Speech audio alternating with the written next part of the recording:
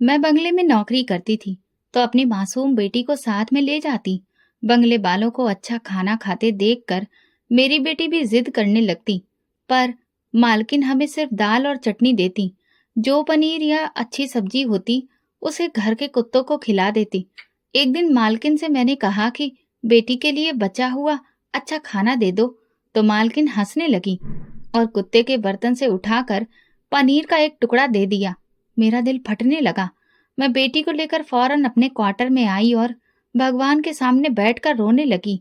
मैंने अपनी बेटी को दाल चटनी खिलाकर सुला दिया, पर खुद मैं सारी रात सो न सकी। लेकिन जब अगले दिन काम करने बंगले पर गई तो दंग रह गई।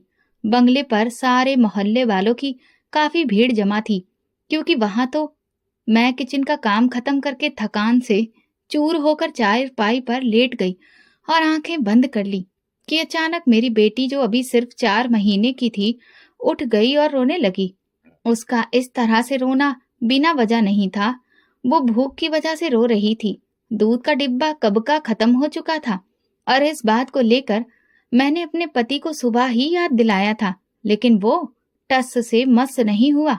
अब आलम यह था कि वो मेरे बहलाने के बावजूद भी चुप नहीं हो रही थी। मैं उसे कभी गोद में लेकर बैठती और कभी उसे कंधे से लगाकर कमरे में टहलने लगती, लेकिन आखिर वो एक छोटी सी बच्ची थी, भूख पर कितना सब्र करती। अब तो वो बहलाने से भी चुप नहीं हो रही थी और उसे उठाते उठाते मेरे कंधे और बाजू बहुत ज्यादा दर्द करने लगे थे। रात के इस सन्नाटे में मैं सोच रही थी कि उसके लिए भला मैं ऐसा क्या करूं कि वो खामोश हो जाए। मैं बस परेशानी में यही सब सोच रही थी कि अचानक दूसरे कमरे में लेटा हुआ मेरा पति, जो मोबाइल चलाने में व्यस्त था, गुस्से भरी आवाज में जोर से चीखा, किधर मर गई हो तुम? बच्ची इतना क्यों रो रही है? उसकी तेज चिंघाड़ती हुई आवाज ने मेरे दिल को तोड़ दिया। जब से बच्ची पैदा हुई थी, मेरे पति ने तो इस कमरे में आना ही छोड़ दिया था। वो बस अपनी जरूरत के हिसाब से कमरे में आता और फिर अपनी जरूरत पूरी करके इस कमरे से वापस चला जाता। मैं रात भर बच्ची की वजह से अगर जागती भी तो उसे कोई परवाह नहीं होती। वो तो मजे से बगल वाले कमरे में बहुत ही सुकून से सोता रहता। मेरा भरा पूरा ससुराल था, जहां तड़के सुबह से लेकर रात के 10 बजे तक काम खत्म होने का नाम ही नहीं लेता। पूरा दिन काम करते करते मेरी जान गले में अटक जाती थी और जब मैं सोने के लिए कमरे में आती तो बच्ची मुझे सुकून से सोने नहीं देती थी। पेट भरकर दूध न मिलने की वजह से वो अक्सर रात को जगती, रोती रहती और मुझे भी जगाती। रोज रोज की इन सब मुसीबतों की वजह से ना सिर्फ मेरी सेहत खराब होती जा रही थी, बल्कि मैं बहुत ज्यादा चिड़चिड़ी भी हो गई थी। शादी को अभी 1 साल ही हुआ था, लेकिन इस 1 साल में मैं एक दिन भी खुश नहीं रह पाई थी। शादीशुदा जिंदगी ने मुझे 1 साल के अंदर अंदर ही इतना थका डाला था कि कभी कभी मुझे लगता था कि बस अब मेरी हिम्मत खत्म हो चुकी है। अभी मैं नैना को चुप करवाने की कोशिश कर ही रही थी और नींद भी तेज आ रही थी, जिस वजह से मेरी आंखें बंद हो रही थी और थकान से पूरा शरीर टूट रहा था। लेकिन नैना, वो तो चुप होने का नाम ही नहीं ले रही थी। फिर मुझे गुस्सा आने लगा, लेकिन जब उसके मासूम चेहरे पर मेरी नजर जाती तो फिर गुस्सा झाग की तरह बैठ जाता और फिर मुझे अपनी बेबसी पर रोना आने लगता। जब बच्ची का रोना बिल्कुल भी बंद नहीं हुआ और अब उसके रोने में शिद्दत और भी ज्यादा बढ़ गई थी, तो मैं ना चाहते हुए भी बच्ची को लेकर अपने पति के कमरे में गई। लेकिन मजाल है, जो उसने मेरे कमरे में आने को नोटिस किया हो, वो तो बस मोबाइल में मगन मजे से लेटा हुआ था। फिर मैंने उसे धीरे से पुकारा, अजय सुनिए तो, दूध बिल्कुल खत्म हो चुका है। अगर दूध का डिब्बा ना मिल पाए तो कम से कम खुला दूध ही बाजार से ले आइए। रात के इस वक्त उसने भौहें चढ़ाकर पूछा, तो तुम्हें पहले ये सब याद क्यों नहीं आया? अब रात के इस वक्त मैं भला कहाँ से दूध लेकर आऊं? मैं तेजी से बोली, जाहिर सी बात है, बच्ची भूखी है। पानी मिला हुआ दूध मैं इसे सुबह से पिलाती रही हूँ और इस वजह से इसका पेट नहीं भर पाया है, इसलिए अब कुछ ना कुछ इंतजाम तो करना ही होगा। मैंने अपने अंदर उठते हुए गुस्से को बखूबी दबाते हुए अपनी आवाज को नरम रखने की कोशिश की, लेकिन अंदरूनी तौर पर मुझे बहुत ज्यादा उलझन महसूस हो रही थी। उसने मोबाइल एक तरफ रखा और मेरी तरफ देखते हुए कहा, तो तुम्हें पहले ये सब याद क्यों नहीं आया? अब रात के इस वक्त मैं कहाँ से दूध लाऊं? मैंने कहा, मैंने तो आपको सुबह ही बता दिया था, बाजार अभी बंद नहीं हुआ होगा। अब एक बार जाइए तो सही आप। दिल में मुझे उम्मीद थी कि वो समझ जाएगा, लेकिन वो मेरी बात पर हंसने लगा, जैसे कि मैंने कोई बहुत बड़ा मजाक किया हो। अभी और इस वक्त? तुम्हारा दिमाग खराब तो नहीं हो गया है क्या? रात के इस वक्त मैं बाहर जाऊंगा? मैंने कहा, अगर आप बाहर नहीं जाएंगे तो क्या यह बच्ची रात भर भूख से बिलखती रहेगी? अजय ने कहा, तो मैं क्या करूं? अब जब दूध खत्म होने वाला था तो तुम्हें सही समय पर बंदोबस्त करना चाहिए था। उसकी आवाज में चिड़चिड़ाहट और ज्यादा बढ़ गई थी। मैंने उससे कहा, सही समय पर इंतजाम मैं कहाँ से करूं? अगर आप मुझे पैसे दे दिया करें तो फिर मैं खुद ही ले आया करूं। मेरी बात पर वो एक पल के लिए खामोश हो गया, फिर सख्त लहजे में बोला, तुम हर बात मेरे सिर पर क्यों डाल देती हो? तुम्हें खुद भी तो कुछ करना चाहिए ना। मैंने कहा, आप बताइए मुझे क्या करना चाहिए? इस बात पर वो फिर से चिल्लाकर बोला, यहाँ से चली जाओ और मेरा दिमाग मत खाओ। मैंने कहा, नहीं, अब आज आप मुझे बता ही दीजिए कि आखिर मैं ऐसा क्या करूं? नौकरी आप मुझे करने नहीं देते, वरना मैं कभी भी दूध के डिब्बे के लिए आपकी मिन्नत ना करती। नौकरी? और वो भी तुम? शक्ल देखी है अपनी? भला कौन तुम्हें नौकरी देगा? आखिर तुम्हारे पास है ही क्या काबिलियत? वो बोला। मैंने कहा, झाड़ू पोछा तो कर ही लूंगी ना, अगर और कुछ नहीं कर सकी तो। अच्छा, अब हमारे परिवार की औरतें लोगों के घरों में झाड़ू पोछा करेंगी?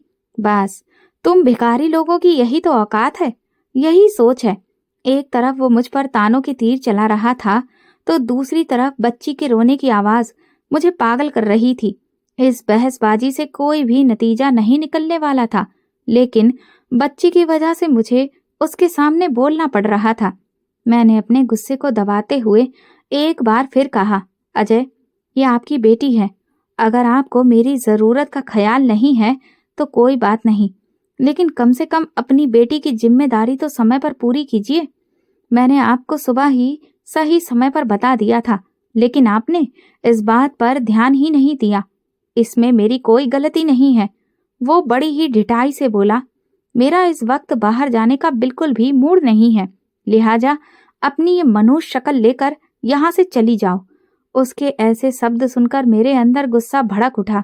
अजय, हमारी बेटी भूखी है, वो भूख की वजह से रो रही है और आप अपना मूड लेकर बैठे हैं। लापरवाही की भी हद होती है। मेरी बात को नजरअंदाज करते हुए उसने फिर से मोबाइल उठा लिया। उसकी इस बेदर्दी पर मेरी आंखों में आंसू आ गए। मैंने अपनी बेटी को देखा जो भूख से बेचैन थी, तो मेरी बेबसी और बढ़ गई। वो बेड पर मजे से लेटा हुआ मोबाइल में खोया था। मेरी बेटी का रोना, मेरी बेबसी और मेरे पति की बेरुखी, ये सब कुछ मुझे अंदर ही अंदर तोड़ रहे थे। उसका ऐसा व्यवहार मेरे लिए नया नहीं था, लेकिन आज मेरी सहन शक्ति की हद पार हो चुकी थी। मैंने कहा, ठीक है, आप घर में रहिए, मुझे पैसे दीजिए, मैं खुद चली जाऊंगी। ये सुनकर वो उठकर बैठ गया और खूंखार नजरों से मुझे देखकर बोला, तुम कहीं पागल तो नहीं हो गई हो? मैं फट पड़ी। हाँ, हो गई हूँ पागल, क्योंकि तुमने ही मुझे पागल बना दिया है। ना तो तुम मेरी जिम्मेदारी उठाते हो और ना अपनी बेटी की। आखिर कब तक ऐसा चलेगा? अगर तुम नौकरी कर रहे होते तो आज हमारे हालात इतने बुरे ना होते। मेरे तल्ख लहजे से वो बौखला गया। वो मेरे पास आया, मेरी कलाई को जोर से मरोड़ते हुए घुर्राया। बहुत जुबान चलने लगी है तुम्हारी। अगर इतना ही बोलना है तो सुबह होते ही अपने मायके चली जाना। तुम्हारी जैसी जुबान लड़ाने वाली औरत को मैं 1 मिनट भी बर्दाश्त नहीं कर सकता। मैं भी तैश में आ गई और टूटे हुए लहजे में बोली, जब तुम्हारे पास किसी बात का कोई जवाब नहीं होता तो मारपीट करके मुझे चुप करवाते हो या फिर मायके भेजने की धमकी देते हो, लेकिन खुद को सुधारने की कभी कोशिश नहीं करते। चुप कर बदतमीज औरत, हर वक्त तुम्हारी नौटंकी खत्म नहीं होती। बेटी पैदा करके तुमने कौन सा एहसान कर दिया है जो इतनी लंबी जुबान खोल रही हो? उसके इन शब्दों ने मेरा दिल चीर दिया। जब से नैना पैदा हुई थी वो मुझे बेटी होने के ताने देता था। उसकी ये बातें मुझे अंदर ही अंदर मार रही थी। चल निकल यहाँ से, पता नहीं क्या मुसीबत गले पड़ गई है। मैं तब कर बोली, अगर अपनी जिम्मेदारियां नहीं उठा सकते तो शादी ही क्यों की थी? खुद भी परेशान हो और हमें भी बेइज्जत कर रखा है। ये सुनकर वो आग बबूला हो गया और मुझ पर टूट पड़ा। उसने मुझे इतना मारा कि मेरे कपड़े भी फट गए और फिर उसने मुझे कमरे से धक्का देकर बाहर निकाल दिया। दरवाजा अंदर से बंद करके वो फिर लेट गया। मेरी बेटी इस शोर शराबे से सहम गई थी। उसकी हालत देखकर मैं रोने लगी। मैंने नैना को गोद में समेटा और चुपचाप अपने कमरे की ओर चली गई। मेरे दिल में तूफान उठ रहा था, लेकिन उस वक्त मैं सिर्फ अपनी बेटी के बारे में सोच पा रही थी। मैंने तुरंत दुपट्टा उठाया, खुद को अच्छे से लपेटा और घर से निकल आई। जैसा कि मैंने शुरुआत में कहा था, मैं एक भरे पूरे ससुराल में शादी करके आई थी। जब मेरा पति मुझसे मारपीट कर रहा था तो ससुराल का कोई भी सदस्य मुझे बचाने नहीं आया। मेरी सास, ससुर, ननद, देवर सब घर में मौजूद थे। उनके कमरे की लाइटें जल रही थीं, यानी वे जाग रहे थे। लेकिन किसी ने भी मेरी बच्ची के सिर पर हाथ नहीं रखा, ना मुझे गले लगाकर ये एहसास दिलाया कि उनका बेटा गलत है। मैंने शादीशुदा जिंदगी में बहुत कुछ चुपचाप सहा, अपने मायके में कभी भी कुछ नहीं बताया, लेकिन बेटी पैदा होने के बाद जो बर्ताव और बदसलूकी मेरे साथ हो रही थी वो अब सहना मुश्किल हो गया था। अब मामला मेरी बेटी की भूख का था। मैं खुद भूखी रह सकती थी, लेकिन अपनी बच्ची को भूखा नहीं रख सकती थी। यह मेरे लिए मुमकिन नहीं था। मैंने दुपट्टा ओढ़ा और बाहर आ गई।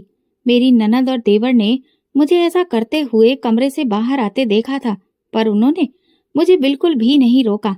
वैसे भी अब मैं ठान चुकी थी कि अगर ये लोग मुझे रोकेंगे भी तो मैं नहीं रुकूंगी।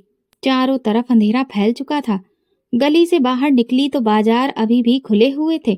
मेरे दिल में एक हुक सी उठी और मैं तेज तेज कदमों से अपने मायके की तरफ जाने लगी। ससुराल से मेरे मायके का घर सिर्फ 10 मिनट की दूरी पर था। जैसे ही मैं अपने घर में दाखिल हुई, मेरी माँ सीने पर हाथ रखकर एकदम से उठकर खड़ी हो गई। मुझे इस वक्त देखकर वो दहल सी गई थी। मेरे भाई जो शादीशुदा थे वो भी एकदम से उठकर कमरे से बाहर निकल आए। अपनों के बीच जब आप खुद को गिरा हुआ महसूस करते हैं तो कितना असुरक्षित और अकेला महसूस होता है, ये तो मेरा दिल ही उस वक्त जानता था। मैंने उन सबको अपने आसपास देखकर जज्बाती हो गई और रोने लगी। माँ ने मेरी आंखों में देखकर कहा, क्या बात है, तुम इस वक्त यहाँ? सब ठीक तो है ना? तुम क्यों रो रही हो? अजय ने कुछ कह दिया है क्या? एक ही सांस में माँ ने मुझसे ढेर सारे सवाल कर डाले। मेरा भाई भी मुझे टकटकी बांधे खामोशी से देख रहा था। उसके चेहरे पर गुस्सा बढ़ता जा रहा था।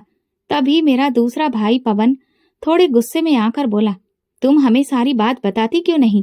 क्या किया है अजय ने जो तुम रात के इस वक्त रोती धोती घर में आ गई हो? कुछ बताओगी तो पता चलेगा, या फिर हम खुद जाएं और वहां पर पता करें। वो एकदम से उठकर खड़ा हो गया। मैं रोती हुई आंखों से उसकी तरफ देखकर सिर हिलाने लगी। वहां जाने की अब कोई जरूरत नहीं है, कोई फायदा नहीं है। इस बात पर मेरे भाइयों के चेहरे चिंता से भर गए। मैंने धीमे स्वर में कहा, क्या थोड़ा दूध मिलेगा? मेरी बच्ची बहुत भूखी है। तो मेरी भाभी एकदम से उठी और कहने लगी, थोड़ा सा दूध क्यों? इसके लिए दूध की कोई कमी है क्या? मैं अभी गर्म करके लाती हूँ, तुम परेशान मत हो। भाभी की बात सुनकर मेरे आंसू बहने लगे। माँ ने नैना को गोद में ले लिया। मैं दुखते हुए शरीर के साथ जैसे ही दुपट्टा उतारने लगी तो मेरे भाई मेरे फटे हुए कपड़े देखकर सन्न रह गए और माँ ने दोनों हाथों से अपना सिर पकड़ लिया। मेरे फटे हुए कपड़ों में से जो शरीर दिखाई दे रहा था वो पूरा नीला पड़ा था। मेरे भाइयों ने आंखें बंद कर लीं। कमरे में मौजूद मेरी भाभी ने मुझे अपने कपड़े देते हुए कहा, तुम कपड़े बदल लो, मैं तुम्हारे लिए हल्दी वाला दूध लेकर आती हूँ। मैं चुपचाप कपड़े लेकर बाथरूम में चली गई। जब बाहर निकली तो भाई, भाभी और माँ चुपचाप मेरी तरफ देखने लगे। मैं भी बिना कुछ कहे उनके बीच बैठ गई। कुछ कहने की जरूरत ही नहीं थी। मेरी हालत ही मुझ पर बीते जुल्म की गवाही दे रही थी। माँ ने नैना को दूध पिला दिया था और अब वो आराम से सो रही थी, लेकिन नींद में भी उसे बार बार झटके लग रहे थे। कभी वो रोने वाला मुंह बना लेती तो कभी पूरी तरह चौंक जाती। इतनी छोटी बच्ची जो हमारे झगड़े और तनाव के असर से परेशान हो रही थी, उसे सुकून की नींद भी नसीब नहीं हो रही थी। माँ ने नैना को अपने बेड पर सुला लिया। भाभी ने जबरदस्ती मुझे हल्का गरम हल्दी वाला दूध पिलाया। फिर मेरे भाई मेरे सिर पर हाथ रखकर अपने कमरे में ये कहते हुए चले गए, तुम्हारे इन सारे मामलों का हल अब हम सुबह निकालेंगे, इसलिए तुम सुकून से सो जाओ। तुम्हारे भाई अभी जिंदा हैं, तुम्हें इतना परेशान होने की कोई जरूरत नहीं। तुम कोई लावारिस नहीं हो कि कोई तुम्हारे साथ इतना जुल्म करे और हम देखते रहें। हम उन लोगों से तुम पर किए गए एक एक जुल्म का हिसाब लेंगे। भाई अपने कमरे में जा चुके थे। अब मैं, माँ और नैना उस कमरे में अकेले रह गए। माँ बेआवाज रोने लगी। मुझे उनका यूं रोना देखा नहीं गया तो मैं उठकर बैठ गई।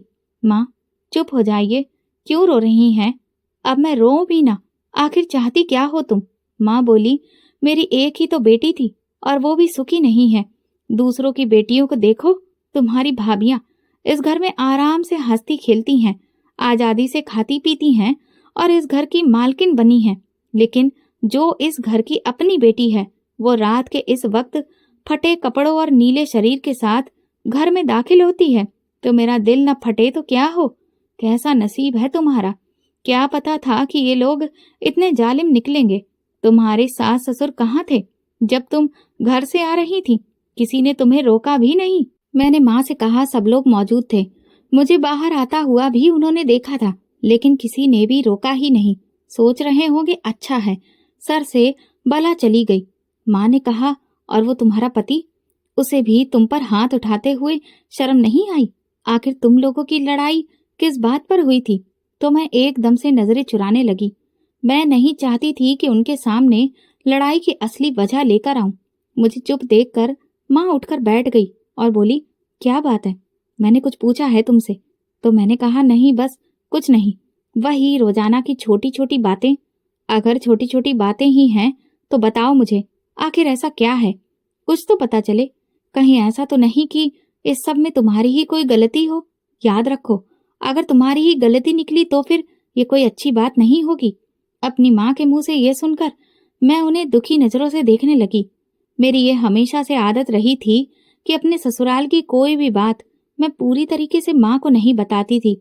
और नैना की पैदाइश के बाद जब मेरी बर्दाश्त की हदें बिल्कुल खत्म हो गई थी, तब भी मैं काफी सारी बातें छुपा लिया करती थी, क्योंकि मैं जानती थी कि मेरे भाई बहुत जज्बाती हैं और माँ हार्ट पेशेंट है। इसलिए मैं खुद पर ही सब कुछ चुपचाप सहती रहती थी। माँ मुझे खोजती हुई नजरों से देखे जा रही थी, जबकि मैं तकिए पर सिर रखे अपने शरीर की दर्द की टीस से अपना ध्यान हटाने की बार बार कोशिश कर रही थी। माँ एकदम उठकर मेरे पास आ गई और मेरे सिर पर हाथ रखकर बोली, क्या सोच रही हो? तुम्हारे दिल में जो भी है वो तुम मुझे बता क्यों नहीं देती? माँ बेटी तो एक दूसरे की हमराज होती हैं, इसलिए बेहतर यही होगा कि तुम अपने दिल का बोझ मेरे सामने हल्का कर लो। उनकी ये बात सुनकर मेरी आंखों में नमी आ गई और मैं उठकर बैठ गई। माँ, आपको अजय का तो पता ही है, नौकरी तो वो कोई खास करता नहीं, बस 2-3 महीने ही नौकरी करता है और फिर तुरंत ही उसे छोड़कर बैठ जाता है। पहले हम लोग जॉइंट फैमिली में रहते थे तो वो नौकरी छोड़कर बैठ भी जाता था, तब भी पेट की आग बुझाने के लिए कम से कम 2 वक्त की रोटी तो मिल जाती थी। लेकिन जब हर दूसरे तीसरे महीने ऐसा ही होने लगा तो मेरी देवरानी लड़ने लगी कि पूरा घर मेरे ही पति की कमाई से चल रहा है। बिजली का बिल, गैस का बिल, घर के खर्चे सब उसी की जेब से जाता है, जबकि बड़ा भाई कुछ भी नहीं करता। हमारे भी बच्चे हैं, हमने किसी के घर का ठेका तो नहीं उठा रखा है। इस बात पर सास ससुर ने खामोशी ओढ़ ली थी। भला बोलते भी क्या, क्योंकि वो अपनी जगह बिल्कुल सही बात कर रही थी।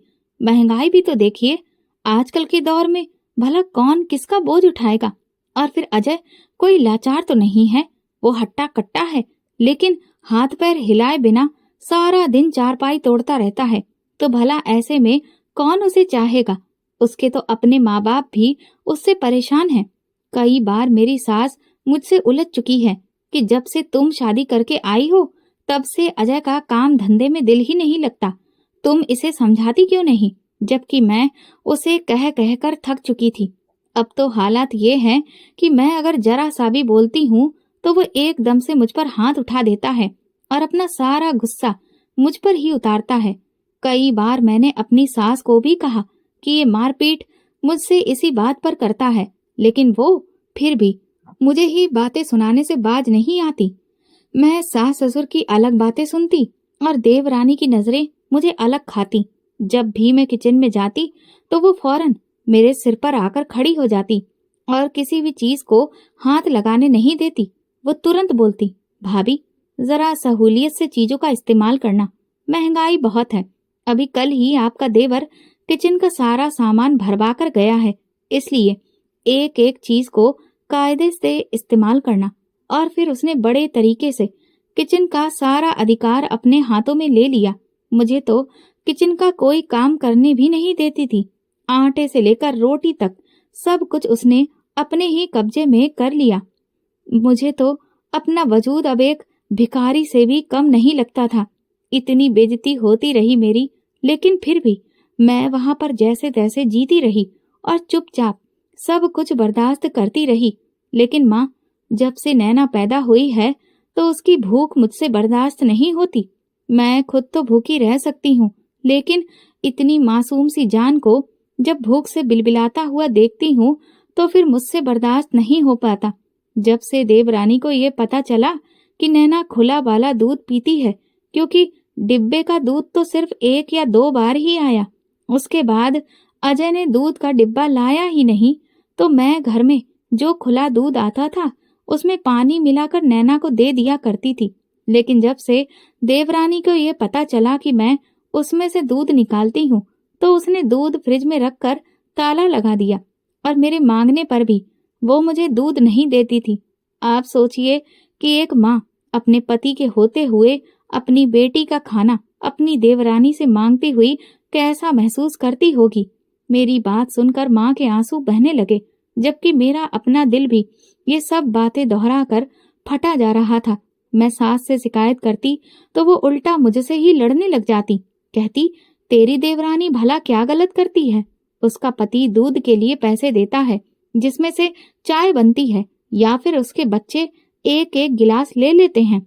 तुम्हें अगर अपने बच्चों के लिए दूध चाहिए तो अपने पति को बोलो कि वो उसके दूध का इंतजाम करे। अब बिजली, गैस के बिल और घर के खर्चों के साथ साथ क्या वो तुम्हारी बेटी के दूध का खर्चा भी उठाएगा? और कुछ तो वैसे भी तुम्हारे बस का है नहीं, तो कम से कम ये तो खुद से उठा लो। ये सब सुनकर मैं परेशान होकर अपनी सास की तरफ देखती रही कि कम से कम कहे तो कि उनका बेटा 1 रुपया भी नहीं लाता, और इतनी सारी बातें मुझे मुफ्त में सुनाई पड़ती हैं। एक दिन इसी बात पर मेरी और उनकी बहस हो गई तो मेरी सास ने गुस्से से कहा, तुम्हें मैं आज से अलग कर रही हूँ। पूरे घर का खर्चा ना सही, लेकिन अपना खर्चा तो खुद करो। अपने पति से बोलो अब किसी न किसी तरह अपना बोझ तो उठाए। तो मैं उस दिन बहुत रोई, उन लोगों की बहुत मिन्नतें की कि वे लोग मुझे अलग ना करें। पति की हालत आपके सामने है, कमाता तो वो कुछ भी नहीं है, तो ऐसे में मैं क्या करूंगी? तो मेरी सास मुझे झिड़क कर बोली, हमें क्या पता है कि तुम्हें क्या करना है क्या नहीं। हमारी तरफ से तुम भाड़ में जाओ, लेकिन हम लोगों का पीछा छोड़ दो। मुझे जो किचन दिया गया वो ऐसा था कि उसमें बड़ी मुश्किल से सिर्फ खड़े होने की ही जगह थी। दहेज के जो बर्तन मुझे मिले थे वो मैं किचन में लाकर रख लिए, लेकिन खाली बर्तनों का क्या? मैं अचार डालती, पकाने को तो मेरा पति कुछ लाकर देता नहीं था, और अगर दाल सब्जी लाने को कह दूं तो लड़ाई करने लगता था। इस रोज रोज की लड़ाई से तंग आकर मैं चुप हो जाती, लेकिन उसने तो हद ही कर दी थी। घर की और मेरी जिम्मेदारियों से तो वो कब से छुटकारा लिए बैठा था, लेकिन जब बच्ची के दूध से भी वो अपनी जान छुड़ाने लगा, तब मुझे जाकर होश आया कि ये तो किसी काबिल है ही नहीं। मैं भी किसके सामने अपना माथा पीट रही हूँ। डिब्बे का दूध जिस तरह से खींच खींच कर मैं एक एक दिन पूरा कर रही थी, वो तो मुझे ही पता है। नैना ने कभी भी पेट भरकर दूध नहीं पिया। वो बच्ची अक्सर भूखी रहती है, और मैं ज्यादा पानी में थोड़ा सा दूध मिलाकर उसे किसी न किसी तरह से पिला देती थी, तो अक्सर उसका पेट खराब रहता था। वो बीमार हो जाती थी तो दवा करने के लिए भी अजय पैसे नहीं देता था। अभी दूध खत्म होने से एक दिन पहले मैंने उसे बताया भी कि दूध का डिब्बा लेकर आना है, लेकिन उसके कान पर जूं तक नहीं रेंगी। फ्रिज में अच्छा खासा दूध पड़ा था। मैंने देवरानी से मांगा, लेकिन उसने मुझे नहीं दिया। परेशान होकर फिर अजय से कहा कि दूध लाकर दे दो, लेकिन वो टस से मस नहीं हुआ। इससे बात बढ़ी और नौबत फिर मारपीट तक आ गई। माँ, ऐसे कैसे चल सकता है? ये कोई एक दिन की बात तो है नहीं, पूरी जिंदगी है मेरे सामने। क्या मैं ऐसे ही कभी अपने लिए और कभी अपनी बेटी के लिए सबके सामने भीख मांगती रहूंगी? अब और नहीं होता मुझसे। इस बात पर माँ गहरी सांस लेकर खामोशी से उठी और अपने बेड पर जाकर बैठ गई। फिर बड़े ही दुख के लहजे में बोली, बेटियों की पैदाइश पर इसीलिए लोग घबराते हैं कि बेटियों के नसीब में अक्सर वो दुख देखने पड़ते हैं जिसको देखने के लिए ना तो हिम्मत होती है और ना ही दिल मानता है। जो लड़का शादी और फिर बच्चे हो जाने के बाद भी अपनी जिम्मेदारियों को ना समझे, वो भला और कौन से ऐसे हालात होंगे जिनके बाद अपनी जिम्मेदारियों को समझेगा। ऐसे गैर जिम्मेदार आदमी के बच्चे तो पैदा भी नहीं होने चाहिए। इस रोज रोज के रोने से तो बेहतर है कि तुम तलाक ले लो। मैं माँ की ये बात सुनकर सदमे में आ गई। ये ख्याल मुझे भी इस 1 साल की शादी में कई बार आया था, लेकिन फिर मैं डर जाती थी। लेकिन अब मुझे ये शब्द इतना डराता नहीं था, बल्कि उसके साथ रहने का डर ज्यादा तकलीफ देता था। माँ ने मेरी तरफ देखा और फिर मुझसे पूछा, तुम क्या चाहती हो? तो उनकी बात सुनकर मैंने अपनी आंखें बंद कर ली और कहा, माँ, मुझे कुछ भी नहीं पता कि मैं क्या चाहती हूँ, लेकिन मुझे ये पता है कि वो कभी नहीं बदलेगा। हमारे बीच लड़ाई ही इस बात पर शुरू होती है जब मैं उसे जिम्मेदारियों का एहसास दिलाने लगती हूँ। मुझे भी आखिरी हल अब यही दिखाई दे रहा है। अब मैं वहां नहीं जाऊंगी। ये मेरा आखिरी फैसला है। कान खोलकर सुन लो। आज उसने तुम्हें इतनी बेदर्दी से मारा है, कल को भगवान न करे कि तुम्हें कोई ऐसा नुकसान पहुंचा दे जिससे तुम्हारी जान को हानि हो, फिर हम क्या करेंगे? माँ ने मुझे सोचने के लिए कहा और फिर खुद भी लेट गई। सुबह हुई तो मेरे भाइयों ने मुझसे फिर से रात को हुए हादसे के बारे में पूछा, तो मेरी जगह माँ ने उन्हें फिर सारी बात बताई। तो मेरे चारों भाई उठकर कमरे से बाहर चले गए और उन्होंने मेरे पति को कॉल की और कहा कि फौरन घर पहुंचो। तो मैंने मन ही मन कहा, भाई बेकार में ही उसे फोन कर रहे हैं, मैं जानती हूँ कि वो नहीं आएगा। माँ बोली, अगर वो नहीं आएगा तो हम लोग फिर उसके घर पर ही चले जाएंगे। आखिर इस बारे में बात तो करनी ही है ना। इस मामले को ऐसे तो नहीं छोड़ा जा सकता। चलो, अगर कोई बात होती है कि आदमी अपनी पत्नी पर हाथ उठाए और पत्नी की गलती हो तो समझ आता है। भला ये भी कोई बात थी कि उसने तुम्हें इस बात पर मारा? ये सुनकर मैं चुप हो गई, लेकिन मुझे बड़ी हैरत हुई जब कुछ देर के बाद मेरा पति हमारे घर आ गया। उसका वही उखड़ा हुआ मिजाज, वही दंदनाता हुआ लहजा, वही आंखों में बेगानापन लिए वो हमारे घर में मौजूद था और बजाय अपनी गलती मानने के वो उल्टा मेरे ही भाइयों को उन्हीं के घर में उल्टी सीधी बातें सुनाने लगा। तो मेरे भाइयों को भी गुस्सा आ गया। उन्होंने उससे कहा, तुम जैसे गैर जिम्मेदार आदमी हमने अपनी पूरी जिंदगी में नहीं देखा है। हम तुम्हारे मामले में इसलिए नहीं बोलते थे कि चलो एक दिन तुम कभी तो सुधर ही जाओगे, लेकिन अब मामला हमारी बहन का नहीं बल्कि भांजी का भी है। तुम कम से कम उसके खातिर ही कोई रोजगार ढूंढो। आखिर ऐसे कब तक चलेगा? इस बात पर वो उल्टा मेरे भाइयों को ही धमकी देने लगा और ताना देते हुए बोला, अगर तुम लोगों को अपनी बहन इतनी ही प्यारी है तो फिर इसे अपने पास क्यों नहीं रख लेते? मेरे माथे पर इसे क्यों मढ़ रहे हो? उसकी बात सुनकर मेरे भाइयों को बहुत तेज गुस्सा आ गया।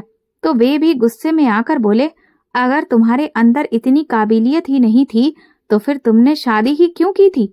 हमें क्या पता था कि तुम एक नंबर के निकम्मे इंसान निकलोगे। इस बात पर मेरे पति को और गुस्सा आ गया और उसने मेरे भाई का गिरेबान पकड़ लिया। तो मेरे बाकी के भाइयों ने मिलकर उसको खूब मारा। ये पहली बार था कि मुझे उस पर बिल्कुल भी रहम नहीं आया और ना ही मेरे दिल में पत्नी वाली कोई हमदर्दी जागी। उसके कपड़े भी बिल्कुल उसी तरह फट गए थे जैसे उसने कल रात मेरे कपड़े मार पीट करके तार तार कर दिए थे। फिर उसी हालत में मेरे भाइयों ने उसे धक्के देकर घर से निकाल दिया। अब बात हद से ज्यादा बढ़ चुकी थी और मैं जानती थी कि ये मामला किसी भी तरह से नहीं सुधरने वाला, क्योंकि 1 साल में मैं अजय को अच्छी तरह समझ चुकी थी। वो हद से ज्यादा बेपरवाह इंसान था।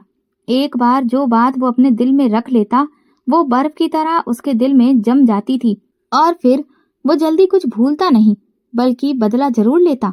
पहले शायद तलाक नहीं होता, लेकिन इस हादसे के बाद मुझे पक्का यकीन था कि वो आज या कल में मुझे तलाक के कागज भिजवा देगा, लेकिन उसकी नौबत ही नहीं आई। पूरे 3 दिन के बाद मुझे पता चला कि अजय की एक रोड एक्सीडेंट में मौत हो गई है। ये खबर सुनकर मेरा दिल बिल्कुल सुन्न पड़ गया था। ना तो मुझे इस खबर पर कोई खुशी महसूस हो रही थी और ना ही दुख। पति के एक्सीडेंट की खबर पर मेरी हालत अजीब थी। वो हमेशा हमेशा के लिए मेरी जिंदगी से चला गया। ऐसे में मुझे समझ में ही नहीं आ रहा था कि मैं कैसा व्यवहार करूं। हमारी शादी कभी भी खुशहाल नहीं रही। वो एक अजीब शोर शराबे वाली जिंदगी थी, लेकिन उसके मरने की खबर सुनते ही दिल में एक अजीब सा सुकून छा गया। मुझे अब अपने ससुराल तो जाना नहीं था, लेकिन ना चाहते हुए भी मैं चली गई। मुझे अपने ससुराल वालों से इसी सब की आशंका थी कि वो मेरे साथ ना जाने क्या करते, कितनी नफरत और ताने देते। इसका मुझे अंदाजा नहीं था, क्योंकि मेरा दिमाग बिल्कुल काम ही नहीं कर रहा था। मैं माँ के साथ जैसे ही अंदर दाखिल हुई, मेरी सास की ठंडी और इल्जाम से भरी नजरें मेरे दिल में तीर की तरह चुभने लगीं। वो एक लम्हा भी बिना गवाए तुरंत फट से बोल पड़ी, तुम्हारी वजह से मेरा बेटा मर गया। तुम्हारे भाइयों ने उसे घर बुलवाकर इतना बेइज्जत किया कि उसने अपनी जान ही ले ली। उनके शब्द मेरे दिल को चीरने लगे। वो मेरे पति की मौत का इल्जाम मुझ पर ही डाल रही थी। मेरे भाइयों की बदसलूकी का सरेआम जिक्र कर रही थी, जिस वजह से परिवार के लोग भी अपने कानों को हाथ लगा रहे थे और मुझे सख्त नजरों से घूर रहे थे। लेकिन मेरी सास ये नहीं बता रही थी कि उनके बेटे ने मुझसे किस तरह मारपीट की थी और कैसे मुझे घर से निकाला था, जिसके नतीजे में मेरे भाइयों ने उससे इस तरह का व्यवहार किया। वो तो इस हादसे को जानबूझकर खुद को खत्म करने का रंग दे रही थी, जबकि ऐसा कुछ भी नहीं था। वो बार बार अपने बेटे की समझदारी का जिक्र ऐसे करती जैसे वो इतना भी बेवकूफ नहीं था कि सामने से आती गाड़ी को देखकर भी सड़क पार करता। उनका लहजा जहर से भरा हुआ था, इतना ज्यादा कि वहां पर बैठना ही मुश्किल हो गया था। मेरे दिल में बहुत कुछ कहने के लिए था कि उस इंसान ने मुझे कभी भी इज्जत नहीं दी, कभी भी पत्नी का दर्जा नहीं दिया। अपनी बेटी की पैदाइश पर भी उसे कोई खास खुशी नहीं हुई थी, लेकिन मैं चुपचाप उसकी अर्थी को देखती रही। मेरी आंखों में न आंसू थे, न विधवा हो जाने का कोई दुख। ऐसा लगता था जैसे मेरे जज्बात बहुत पहले ही मर चुके हों। इस बेदर्द शादी में 1 साल कैसे गुजरा ये तो मेरा ही दिल जानता है। जब नैना पैदा हुई, मैंने उम्मीद की थी कि शायद उस नन्ही सी जान को देखकर उसका दिल नरम पड़ जाएगा, लेकिन उसने तो जैसे कोई परवाह ही नहीं की। बच्ची की पैदाइश की खबर सुनकर वो मुझे अस्पताल में अकेला छोड़कर चला गया था और ये दुख भूलने जैसा नहीं था। लेकिन खैर, वो सारी बुरी यादें अब उसके साथ ही खत्म हो गईं। उसकी अर्थी के घर से निकलते ही मेरी माँ मुझे वहां से लेकर अपने घर चली आई। ससुराल वालों ने ना तो मेरा दहेज वापस किया, ना ही मुझे कोई इज्जत दी। मेरे भाइयों ने उनका सामना तो किया, लेकिन उनके मन में एक और बात भी थी। मेरे भाई चाहते थे कि मैं अपनी बेटी नैना को उनके ही हवाले कर दूं। वे कहते थे, आखिर तुम उसे अपने साथ रखकर क्या करोगी? उस आदमी की निशानी अपने गले में डालकर क्यों घूम रही हो? मैं अपने भाइयों की बातें सुनकर परेशान हो जाती। जब मैं दुखी होती तो वे मुझे और बातें सुना देते। तुम वहां पर थी, लेकिन तुम्हारी सास ने एक एक लम्हे का तुमसे हिसाब लिया, तो हम क्यों उनके घर का खर्चा उठाएं? इस बच्ची के अपने परिवार वाले जिंदा हैं, तो अब वो लोग जाने और ये बच्ची जाने। तुम तुरंत नैना को उनके हवाले कर दो। ये सुनकर मेरा दिल बुरी तरह टूट गया। नैना को छोड़ने के बारे में तो मैं सोच भी नहीं सकती थी। अब तो वही मेरी जिंदगी का एकमात्र सहारा थी। माँ बनना आसान नहीं होता और मैंने अपनी बेटी नैना के लिए वो सब कुछ बर्दाश्त किया था। जो शायद कोई और नहीं कर सकता। अपने पति की बेरुखी, ससुराल की नफरत, यहाँ तक कि अपनी विधवा होने का दुख भी नैना की मोहब्बत में दब गया था। अब जब मेरे भाइयों ने उस मासूम को मुझसे छीनने की बात की तो जैसे मेरे पैरों तले से जमीन ही खिसक गई। मैं नैना को नहीं छोड़ सकती थी। मैंने भाइयों के सामने अपना फैसला साफ साफ सुनाया तो उन्होंने कहा, ठीक है, फिर हम तुम दोनों का खर्चा नहीं उठा सकते। बड़े भाई ने बड़े ही सख्त लहजे में कहा। मैं उनके इस बेदर्द रवैये से बहुत परेशान हो गई थी। मैं कभी भी नैना को उन लोगों के हवाले नहीं कर सकती थी जिन्होंने मुझे हमेशा बेकार समझा और नैना की पैदाइश के वक्त उसे बोझ कहा। उसके बाप ने तो कभी भी उसे गोद में लेकर प्यार नहीं किया था, तो फिर वे लोग उसे कैसे पाल सकते थे जिन्होंने पहले दिन ही उसे जिंदगी के अधिकार से वंचित कर दिया था।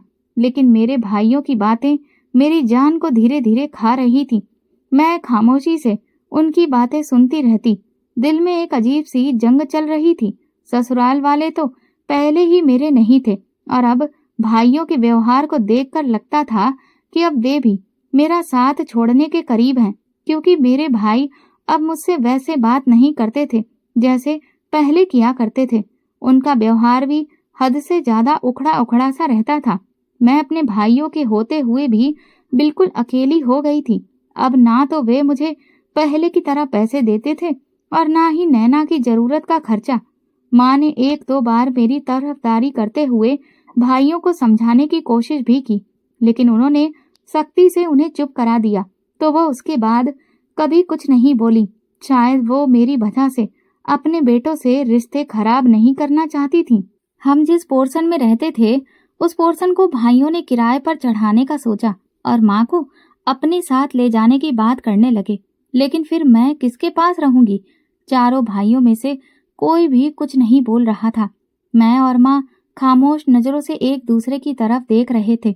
मैं ये बात बहुत अच्छे से जानती थी कि अब मेरे और माँ के बीच दूरियां आने वाली हैं, क्योंकि शायद माँ मुझे अपने साथ नहीं रख पाएंगी और मेरे खर्चे जल्दी ही मेरे सामने आकर खड़े हो जाएंगे। वो माँ को अपने साथ ले गए और पूरा पोर्शन किराए पर चढ़ा दिया। मुझे एक कमरा देकर अकेला छोड़ दिया। मैं जीऊं या मरूं, कुछ खा पाऊं या भूखी रहूं, ये अब उनके लिए कोई मायने नहीं रखता था। मैं हैरान थी कि ये कैसे भाई हैं।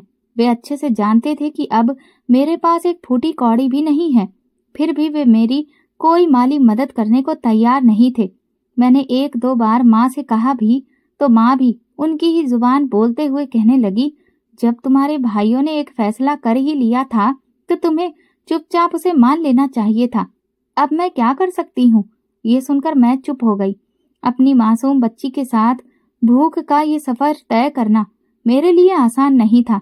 ना तो मैं उसे छोड़ सकती थी, ना उसकी भूख को देख सकती थी। मैंने अपने सारे ही रिश्ते आजमा लिए थे। इस मुश्किल घड़ी में कोई भी मेरे साथ खड़ा नहीं था। मैं जानती थी कि मेरी जिंदगी का सफर इतना आसान नहीं है और हाथ पर हाथ रखकर अब बैठा नहीं जा सकता। मुझे जल्द से जल्द काम ढूंढना था ताकि मेरी जिंदगी का पहिया अच्छे से चल सके। क्योंकि मैं ज्यादा पढ़ी लिखी नहीं थी, इसलिए मुझे अच्छे काम मिलने की उम्मीद भी नहीं थी। लेकिन मैं हर तरह का काम करने के लिए तैयार थी, क्योंकि अब ये मेरी बच्ची का मामला था। अब मैं अपने भाइयों के हाथ की तरफ नहीं देख सकती थी कि वे लोग मुझे कुछ देंगे तभी मैं खाऊंगी। लिहाजा मैं काम की तलाश में बाहर निकली और एक बंगले में मुझे नौकरी मिल गई। लेकिन बड़ी दिक्कत नैना की थी। भला मैं उसे कहाँ छोड़कर जाती? माँ से कहा कि आप उसे रख लिया करें, तो उन्होंने भाइयों के डर की वजह से साफ साफ मना कर दिया और कहा, तुम इसे अपने साथ ही ले जाया करो। लिहाजा मजबूरी में मुझे अपनी मासूम बच्ची को भी बंगले में साथ ले जाना पड़ा। रोज आना जाना मेरे लिए आसान नहीं था, तो मालकिन ने मुझे बंगले के अंदर ही एक सर्वेंट क्वार्टर दे दिया। धीरे धीरे वक्त गुजरता रहा और मेरी नैना अच्छी और समझदार बच्ची हो गई। मैंने उसे स्कूल में भी एडमिशन दिलवा दिया था ताकि वो मेरी तरह अनपढ़ ना रहे। मुझे जो सैलरी मिलती थी वो सारी की सारी नैना की फीस और गाड़ी के किराए में खर्च हो जाती थी, लेकिन मेरा हाथ वैसे का वैसा ही तंग रहता। नैना जब बंगले वालों के बच्चों को देखती तो उसके दिल में सवाल उठते। वो मासूम थी, लेकिन उसकी आंखों में मैंने कई बार उन लोगों से खुद को कमतर महसूस करने का एहसास देखा था। बंगले के बच्चे हर वक्त एक से एक शानदार खाना खाते, महंगे कपड़े पहनते और कभी कभार घूमने के लिए भी दूर दराज की जगहों पर जाते। वहां की बातें सुनकर नैना को भी इच्छा होती थी। मैं उसे हमेशा तसल्ली देती कि हम भी एक दिन बेहतरीन जिंदगी गुजारेंगे, लेकिन मेरी बातें शायद नैना को मैं समझा ही नहीं पा रही थी। नैना कभी कभी बंगले के डाइनिंग टेबल पर सजे हुए खाने को देखकर मचलने लगती और कहती, माँ मुझे भी ये खाना चाहिए। उसकी छोटी छोटी ख्वाहिशों पर मेरा दिल टूटने लगता, लेकिन मेरी सैलरी इतनी नहीं थी कि मैं वो शाही खाना अपने घर पर बना सकूं। एक दिन मैंने सोचा क्यों ना मालकिन से थोड़ी सी बची हुई सब्जी मांग लूं, ताकि नैना को भी खुशी मिल जाए। जैसे तैसे हिम्मत इकट्ठा करके मैंने एक दिन मालकिन से कहा, मैडम अगर थोड़ी सी बची हुई सब्जी मिल जाती तो मैं उसे नैना को खिला देती। लेकिन मालकिन ने बड़ा ही बुरा सा मुंह बनाते हुए मुझे देखा। वो औरत हद से ज्यादा कंजूस थी। मेरी बात सुनकर मुस्कुराई और बोली, सब्जी तो नहीं है, चटनी है, ले जाओ। ये सुनकर मेरा दिल बैठ गया। एक दिन नैना ने मालकिन के कुत्तों को पनीर की सब्जी खाते देखा तो वो ये नजारा देखकर रो पड़ी और मुझसे कहने लगी, माँ मुझसे अच्छे तो ये कुत्ते हैं जो अपनी मनपसंद सब्जी तो खा पाते हैं। उसकी बात सुनकर मेरा दिल कट सा गया। मैं हर बार उसे तसल्ली देती थी कि हम एक दिन बहुत बेहतरीन जिंदगी गुजारेंगे, लेकिन उस दिन मैं उसे तसल्ली नहीं दे पा रही थी। फिर एक दिन मालकिन के घर में बहुत भारी पार्टी थी और तरह तरह के पकवान पक रहे थे। नैना ललचाई हुई नजरों से अपने सर्वेंट क्वार्टर की खिड़की से बाहर सब कुछ देख रही थी। एक पल के लिए भी वो खिड़की के पास से नहीं हटी तो मैंने उसे तसल्ली दी, तुम फिक्र ना करो, आज काफी सारा खाना बचेगा तो मैं तुम्हारे लिए कुछ ना कुछ जरूर लेकर आऊंगी। ये सुनकर वो बहुत खुश हो गई। उसकी आंखों में उम्मीद के दिए जलने लगे और वो बेचैनी से मेरे बंगले से आने का इंतजार करने लगी। उसी दिन जब पार्टी खत्म हुई तो मैं मालकिन के सामने हाथ जोड़कर बोली, मैडम आज नैना बहुत जिद कर रही है, अगर थोड़ा सा भी अच्छा खाना बचा हो तो दे दीजिए। वो औरत मेरी बेबसी पर हंस पड़ी और कुत्ते के बर्तन में रखी हुई मिठाई का एक टुकड़ा निकालकर मेरी ओर बढ़ाया। मेरा पूरा शरीर हिल गया, मेरे हाथ कांपने लगे। मैंने तुरंत ही वो मिठाई का टुकड़ा दोबारा कुत्ते के बर्तन में रख दिया और वहां से चल दी। मेरे पांव बहुत भारी हो रहे थे। सर्वेंट क्वार्टर में दो आंखें इस उम्मीद से जाग रही थी कि माँ आज उसके लिए कुछ अच्छा खाना लेकर आएगी, लेकिन अपने खाली हाथों को देखकर मैं बस रोती जा रही थी। सबसे बड़ी मुश्किल तो ये थी कि मैं नैना को क्या जवाब दूंगी। मेरा दिल दर्द से फटा जा रहा था। अचानक नैना ने दूर से ही मेरे खाली हाथों को देख लिया था। जब मैं क्वार्टर के अंदर कदम रखने लगी तो उसने मुझसे कोई सवाल नहीं किया। मैंने उसे दाल चटनी खिलाई और सुला दिया और खुद भगवान के आगे बैठकर देर तक रोती रही। मेरी आंखों से आंसू बहते रहे और मैंने दिल की गहराइयों से प्रार्थना की, हे भगवान तुम मुझे इस काबिल बना दो कि मैं अपनी बेटी की सारी ख्वाहिशें पूरी कर सकूं। मेरे हालात इतने तो बदल दो कि मैं उसे उसका मनपसंद खाना दिला सकूं। ये प्रार्थना करते करते मेरी हिचकियां बंध गईं। उस रात मैं एक पल भी नहीं सो सकी। मेरा दिल गम और गुस्से से भरा हुआ था, लेकिन बेबसी में ही जब अगले दिन काम करने के लिए मैं बंगले पर गई तो मुझ पर जैसे बिजली गिर गई। बंगले के अंदर मोहल्ले वालों की भारी भीड़ जमा थी और मुझे समझ में ही नहीं आ रहा था कि ऐसा क्या हो गया है जो इतने सारे लोग जमा हैं और सब लोग अपने कानों को हाथ लगा रहे हैं। मैं परेशानी से भीड़ में से रास्ता बनाते हुए आगे बढ़ी तो यह देखकर मेरे पैरों तले से जमीन खिसक गई। मालकिन के दोनों बच्चे कुत्तों जैसी आवाजें निकालते हुए बुरी तरह से चीख रहे थे। उन्हें जंजीरों से बांधा गया था ताकि वे घर से बाहर ना भाग जाएं। मालकिन उनके पास ही बैठकर दोनों हाथ सिर पर रखकर बुरी तरह से रो रही थी। ये सब देखकर मेरा दिल डर से कांप उठा। मैंने पास खड़ी एक औरत से पूछा, ये सब कैसे हुआ? तो उसने कहा, जिन कुत्तों को वो खाना खिलाती थी उन्हीं कुत्तों ने उसके बच्चों को काट लिया। उन कुत्तों के काटने से बच्चों के शरीर में कोई वायरस फैल गया है जिससे वे बिल्कुल कुत्तों के जैसी हरकत कर रहे हैं। मैंने हैरानी से पूछा, लेकिन वे कुत्ते तो ठीक थे, पागल तो नहीं थे? तो वो औरत बोली, वे कुत्ते पागल ही थे। अभी डॉक्टर उनका चेकअप करके गए हैं और उन्होंने ही बताया है कि कुत्तों में रेबीज के कीटाणु थे जो अपने आखिरी स्टेज में थे। जब कुत्तों को दौरा पड़ा तब बच्चे वहीं खेल रहे थे और उन कुत्तों ने बच्चों को काट लिया। इस वजह से बच्चों की ये हालत हो गई है। मैं बच्चों की हालत देखकर दुख से भर गई। इतने में ही मालकिन की नजर मुझ पर पड़ी। वो उठकर एकदम से मेरे पास आई और मेरे कदमों में गिर गई। हाथ जोड़कर मुझसे माफी मांगते हुए बोली, ये भगवान का न्याय है। मैंने उसके बनाए हुए एक इंसान को बहुत सताया है। इसी वजह से आज मैं इस हाल में पहुंची हूँ। मुझे माफ कर दो। शायद मेरे बच्चों की कुछ तकलीफ कम हो जाए। अपनी बद्दुआ को वापस ले लो।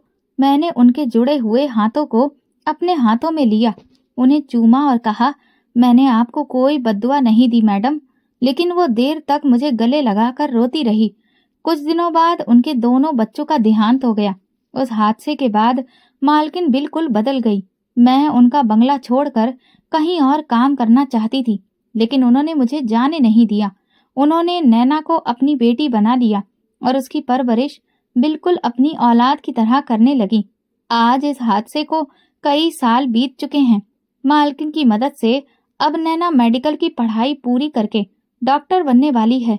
मेरी बेटी का भविष्य अब इतना उज्जवल हो गया है जिसकी मैंने कभी सपने में भी कल्पना भी नहीं की थी, और इसका पूरा श्रेय मालकिन को जाता है।